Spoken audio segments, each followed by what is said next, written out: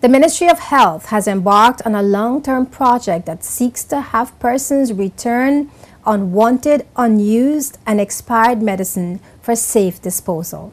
Why is this important? The Chief of Drugs and Pharmaceutical Services at the Ministry of Health, Gracia Wheatley, shared tips on keeping your medicine cabinet safe when she appeared on the August 20th edition of JTV Spotlight. She outlined some of the dangers of keeping expired medicine in our homes.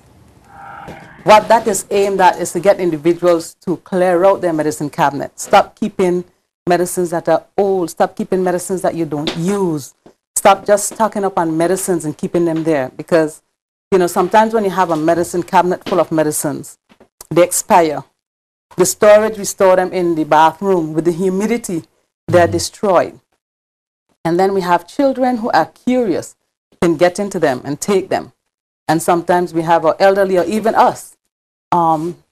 Which one am I supposed to take? Because you have so many in the medicine cabinet. So what we want to do is to help you to manage it properly. As you know, I was the chief pharmacist at People's Hospital for quite a while. And there were many instances where we had children who got into the parents' medication. There have been instances where our elderly have taken back home medication. They were hospitalized. Medicine was discontinued. But you know us, we want to take it back home. It's ours. So you take it back home, and the next thing you know, they got mixed up, confused, and they took what was discontinued. And it ended up causing a bit more harm. Gracia Wheatley gave some guidelines on how to keep a safe medicine cabinet. First thing we would want to do is to go through your medicine cabinets. Sort it out. What is old, what is expired, what you had for a long time, what you are not taking. Okay, you may have had a cold, or you may have had an allergic reaction, but the medicine was discontinued, or it was finished, but you held onto the container. We want you to sort those out. Then what you have to do is, after that, if you can record the names, that would be good. And then put them in a plastic bag. I have a sample here. Okay. I have them in Ziploc bags.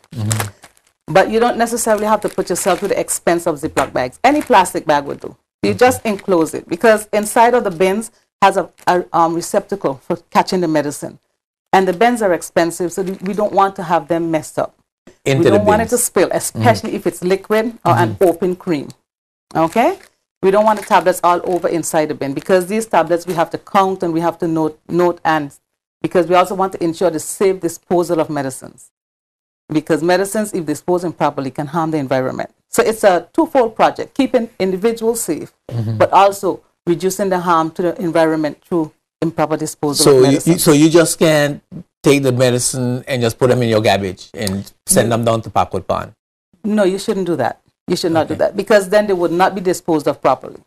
And certain medicines need to be disposed of at certain temperatures and certain different methods of disposing medicines. There are certain medicines that you need to inactivate, like antibiotics. There's a way you have to inactivate it before you dispose of it. Have you ever used expired pharmaceutical drugs?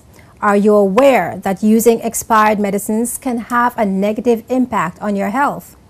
Wheatley warns against this practice. She also said there are currently 3 bins for safe disposal of medicines under the pilot program. So we shouldn't be taking expired medication. I know there's a belief that you can take it 2 months after or something like that. Oh, the couple of weeks, it ain't so bad. It just expires. So it just expires, so I can take it. Yeah. But there's some medicines you run a risk with your health if you do that, like insulin, for example.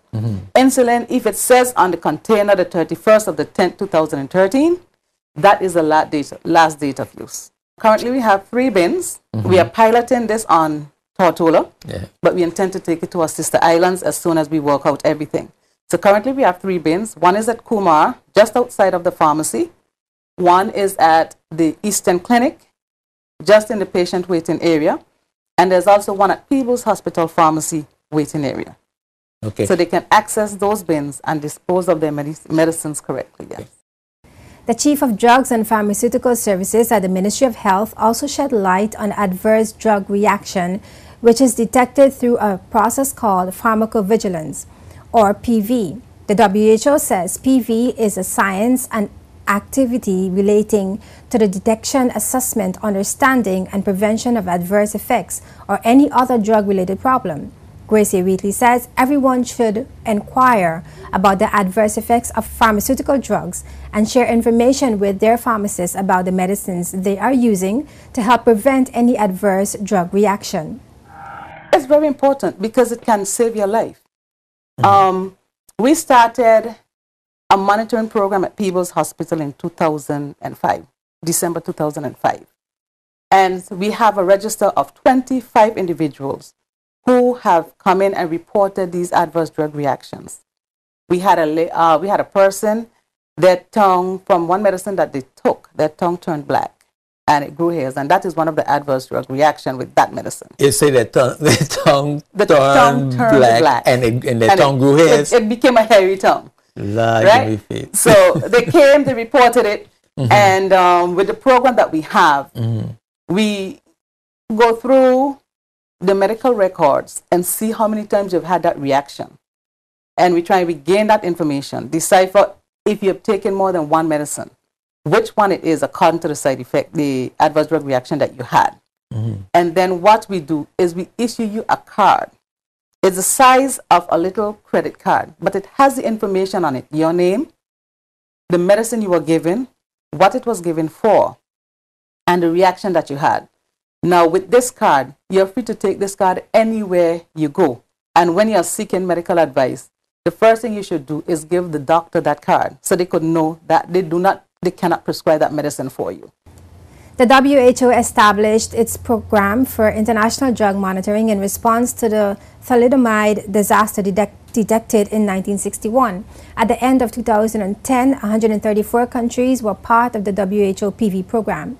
The aims of the PV are to enhance patient care and patient safety in relation to the use of medicines and to support public health programs by providing reliable, balanced information for effective assessment of the risk-benefit profile of medicines. You can view the Spotlight program in its entirety by going to our website jtvlive.net and click on the Spotlight tab.